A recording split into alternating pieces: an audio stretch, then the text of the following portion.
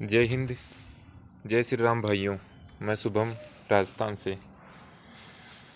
मैं पहले तो राजस्थान के भाइयों को बोलना चाहता हूँ कि भाइयों, बेरोजगारी आंकड़ों में राजस्थान का, हरियाणा का, यूपी का, बिहार का सबसे ऊपर नाम है। बेरोजगारी में ये राज्य सबसे ऊपर में है, क्योंकि यहाँ पर रोज़गार नहीं मिल रहा युवाओं को। क्योंकि सबसे बड़ी गलती तो हम सब युवाओं की है कि हम अभी तक सोए हुए हैं। हमारे अंदर वो जुनून नहीं है अपने हक के प्रति। हम जागरूक नहीं हैं। भाइयों, घर पर बैठे रहने से कुछ नहीं होने वाला है। ये बेरोजगारी आंकड़े हैं 55,000 ऑल मेडिकल फिट युवाओं का जो मेरिट लिस्ट से बाहर कर दिए गए। ये सरकारी कागज़ों में ही छुपे रह जाएंगे यदि हम घर से बाहर नहीं निकले तो। अरे भाइयों, इस सरकार के कानों तक आवाज़ को पहुंचाना पड़ेगा। घर बैठे रहने से कुछ नहीं होने वाला। यदि हम घर से बाहर निकलेंगे, दिल्ली आएंगे जंतर मंतर पर 8 फरवरी को, तभी इस सरकार की कानों में और आँखों में सब कुछ दिखाई देगा, कानों में सुनाई देगा कि इतने युवा बेरोजगार हैं और इतने युवा मेरिट लिस्ट से बाहर कर दिए गए। 1,000, 2,000, 3,000 से कुछ नहीं होने वाला। सभी यूनिटी बनाकर आओ भाइयों। 55,000 का आंकड़ा छोटा सा आंकड़ा नहीं होता भाइयों। यदि हम ओनली एक बार दिल्ली आ गए ना, तो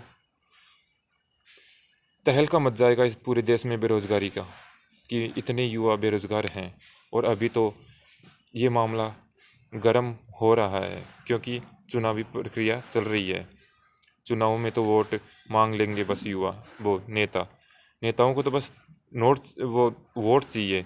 उनको तो बस वोटों से मतलब है, ना कि हमारे बेरोजगारी से, ना कि हमारी वर्दी से। उनको जगाना होगा, उनको एहसास दिलाना होगा हमारी वर्दी का, कि हमें वर्दी चाहिए और हमें मेरिट लिस्ट से बाहर कर दिया गया, जबकि हम सब कुछ क्वालिफाई हैं फिर भी। और भाइयों, अपने माता पिता की आंखों में देखिए कि जब हमारा रिजल्ट आया और हमें मेरिट लिस्ट से बाहर कर दिया गया तो हम तो रोए ही रोए, लेकिन हमारे माता पिता तो हम तो रोए ही रोए, लेकिन हमारे माता पिता हमसे भी ज़्यादा रो रहे थे।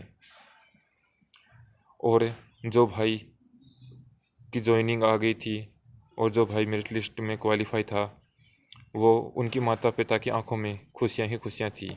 तो भाइयों, यदि अपने माता पिता की भी आंखों में खुशियाँ देखना चाहते हैं तो सभी भाई एक बार दिल्ली के लिए प्रस्थान करें। और सभी भाई, हर कोई भाई यही सोचकर दिल्ली आए कि मैं जाऊंगा तभी वर्दी मिलेगी, मैं जाऊंगा तभी सरकार के कानों में आवाज़ पहुंचेगी। किसी को दूसरे को सोचकर घर पर मत बैठे रहिए कि वो तो गया ना, तो बस फिर प्रोटेस्ट हो जाएगा। सभी भाई मिलकर जब आएंगे ना, तभी प्रोटेस्ट का मज़ा आएगा और तभी सरकार के कानों तक आवाज़ जाएगी। और यह सरकार ही नहीं सोई हुई भाइयों, सरकार की ही पूरी गलती नहीं है, हम सब भाइयों की भी है कि हम सब घर बैठे लाइव प्रोटेस्ट देखते हैं, जबकि हम सबको दिल्ली पहुंचकर अपनी आंखों से लाइव प्रोटेस्ट को देखना चाहिए और भागीदारी निभानी चाहिए प्रोटेस्ट में। ये सरकार तो खुद ऐसा सोचती है कि सभी भाई सोए रहें, सभी युवा सोए रहें, घर पर रहें, कोई भी दिल्ली नहीं आए। क्योंकि दिल्ली आएंगे तो ये बेरोजगारी आंकड़ा है वो सभी जनता के सामने प्रदर्शित हो जाएगा और वो तो खुद इन आंकड़ों को छुपाना चाहती है। तो भाइयों, एक बार घर से निकलो, लास्ट मौका है, इस मौके को यूं ही मत गंवाने दो। और अपने माता पिता की यदि आंखों में खुशियां देखना चाहते हो तो सभी भाई एक बार दिल्ली पहुँचे। जय श्री राम, जय हिंद भाइयों, जय हो भारत माता की जय।